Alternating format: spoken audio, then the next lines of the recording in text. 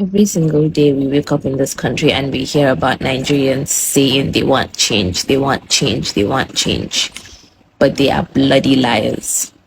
Bloody liars. Because you cannot want a better country and still continue to worship the people responsible for your suffering. You worship politicians, and worst of all, you worship their children as well.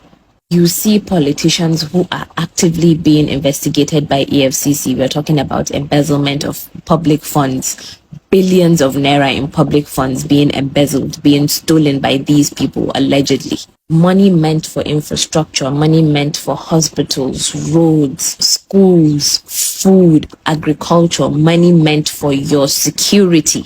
You see the stories, you see the allegations, you know where that money came from. And yet, you do not bother. You do not care. You praise it. You worship it. These politicians come out and openly flaunt that wealth. They are so incredibly comfortable with flaunting that wealth, and their children are even more comfortable flaunting the wealth.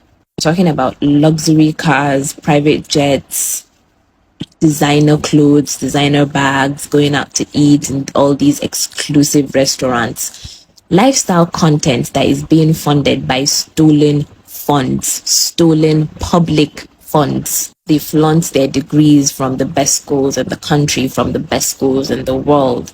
Schools that they were able to go to because they paid for it via public funds, via stolen public funds. And when they post their lifestyle content, who are the people you see in their comment sections? Poor Nigerians, struggling Nigerians, Nigerians whose lives are directly worse because of that theft. Oh my God, I love your life. Oh my God, you are so humble. God, when, mashallah. You're doing mashallah, tabarakallah, for stolen wealth. It is so incredibly embarrassing because politicians in Nigeria and their children have gotten so comfortable with flaunting their wealth publicly because Nigerians have made them see and made them believe that it is okay for them to do it. They have showed them that there will be no consequences, just praise. And one of the main reasons why this continues to persist is to the shallow Nigerian mind, to the average shallow Nigerian mind, money equals superiority. Average Nigerian sits and thinks to themselves, they have money and I don't, so that means they are better than me. Nigerians worship money more than anything else, more than values, more than morality, more than justice, more than dignity. Nigerians even worship money more than they worship God. Let me tell you this. Any country in this world where politics is what is considered a very lucrative profession is a failed country. Any country where politicians are treated like celebrities is a lost country. There's no coming back from that. Any country where the children of politicians are idolized by the children of the poor is a country that has completely collapsed morally. Dead. Gone. And this specific issue, right, is why every time I see Nepal, I see news from Nepal, I get really angry and I get pained. Because the youth in Nepal, when they saw nepotism, when they saw politicians and their kids flaunting wealth, flaunting stolen funds, they started a revolution. They were so fed up and they were so enraged that they were willing to burn the country down to the ground because of it. They burned down the parliamentary building. They went on a hunt for corrupt politicians. They were burning houses down. Corrupt politicians' houses. They were burning them down. They were chasing them down the street because of this same issue. They made politicians fear for their lives. They over there understood the gravity of nepotism. They understood that corruption is violent. They understood that public theft is violent, and they acted. Meanwhile, in Nigeria, the exact same things, they happen, and instead, people clap, people applaud, people praise, people worship. The same behavior that sparked rage in Nepal is sparking admiration and praise here in Nigeria. The same injustice that led to a revolution elsewhere is leading to praise and worship here in Nigeria. Then Nigerians will look you in the eye and tell you that we are angry.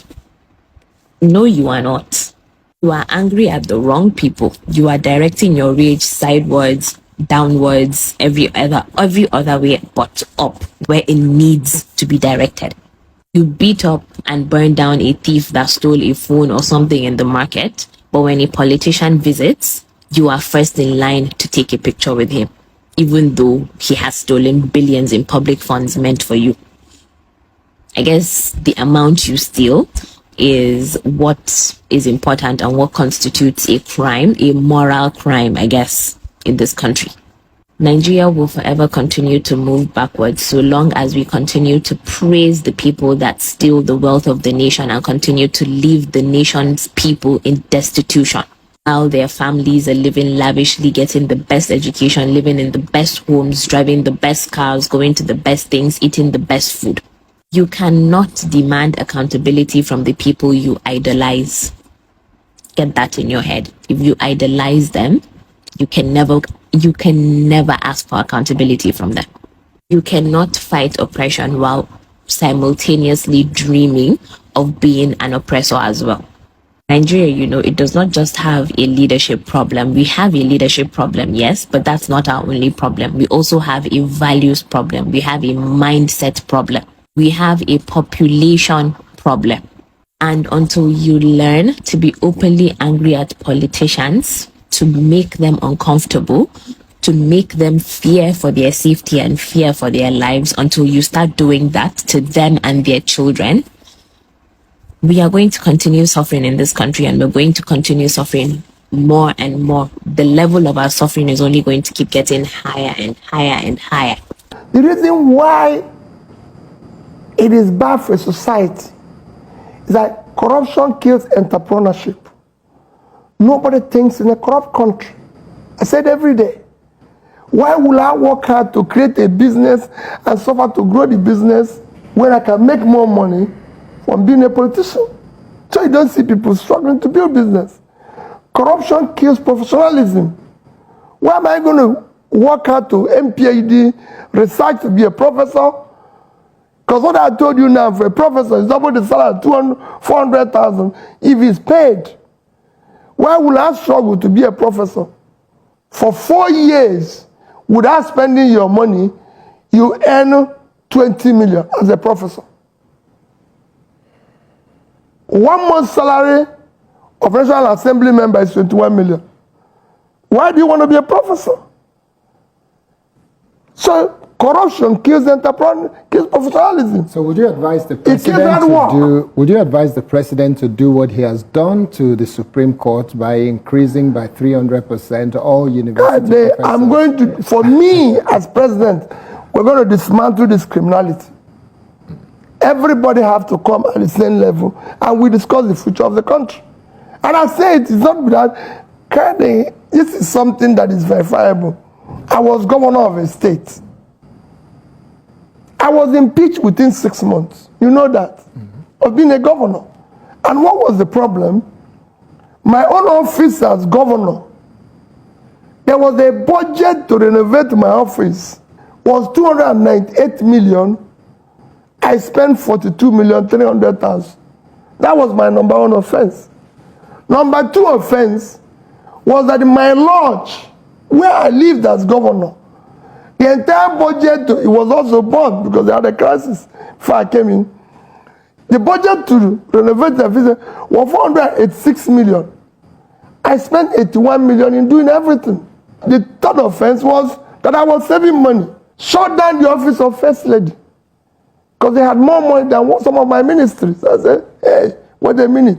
What is this? Nobody voted this woman. It's my wife. We love her. We live in the same house.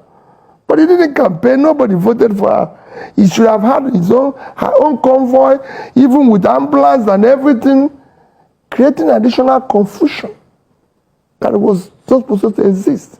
We shut it down.